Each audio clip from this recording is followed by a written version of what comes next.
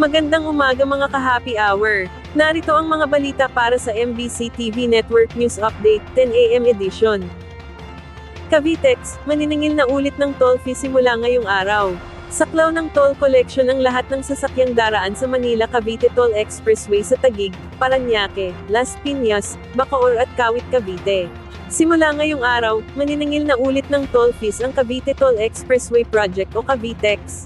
Matatanda ang inaprubahan ni Pangulong Bongbong Marcos ang panukala ng Toll Regulatory Board, na gawin munang libre ang pagdaan sa Cavitex mula July 1 hanggang July 30. Layon nito na makaagapay sa mga motorista, sa gitna ng mataas na presyo ng mga produktong petrolyo.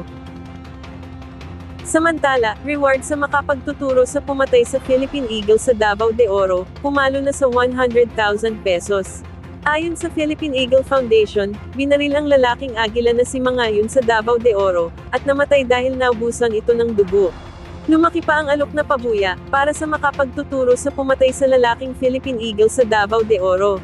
50,000 pesos ang unang reward mula kay Governor Dorothy Gonzaga, habang sinabi ng DENR Davao na dinagdagan ito ng 50,000 pesos ni DENR Secretary Maria Antonia Yulo Loizaga. Layunan niya ng reward system na mapabilis ang pagbibigay ng hustisya sa pinatay na agila. At yan ang mga balita para sa MBC TV Network News Update, 10 AM edition. Abangan ang mga susunod na balitaan mamaya, para sa 11 AM edition.